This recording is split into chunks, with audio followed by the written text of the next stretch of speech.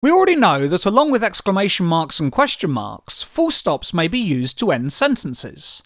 Let's now have a look at how full stops should be used when we're punctuating direct speech, as we need to be careful not to make some common errors. Let's start with some speech. Here's Ben who's saying something in the classroom.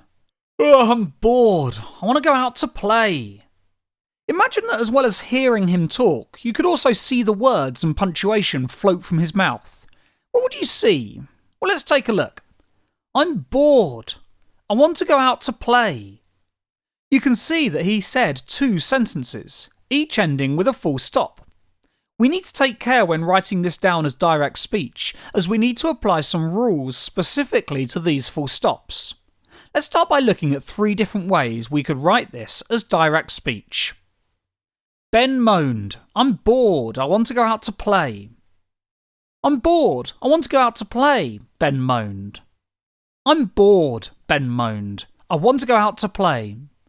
So the first example is our simplest. We've started by telling the reader who was speaking, and then placing the speech within inverted commas.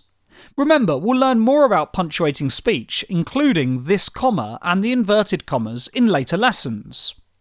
So in this example, we don't need to change anything about our quote. This is because the quote comes at the end of the sentence. It's the final thing that is written. We've already told the reader who it was who was speaking, so now we just need to include the quote. Notice how the final full stop comes before the closing inverted comma. This is a general rule. There is always punctuation before an inverted comma.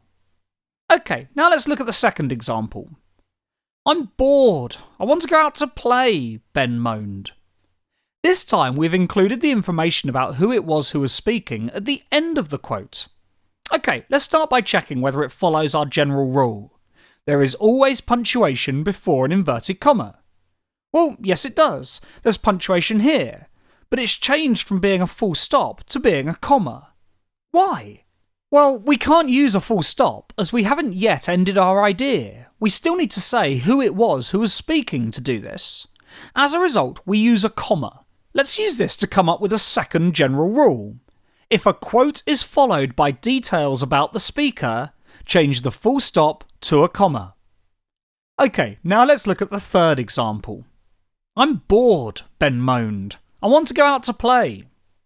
Notice how in this example our speech has been split in half. The information about the speaker is no longer at the beginning or at the end. It's in the middle. Let's start by checking whether it follows our first general rule. There is always punctuation before an inverted comma. Well, yes it does. There's punctuation here and here.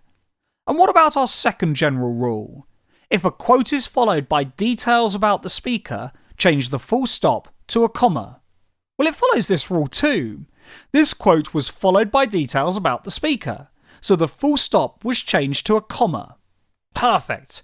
It looks like 2 general rules are all we need. Firstly, there is always punctuation before an inverted comma.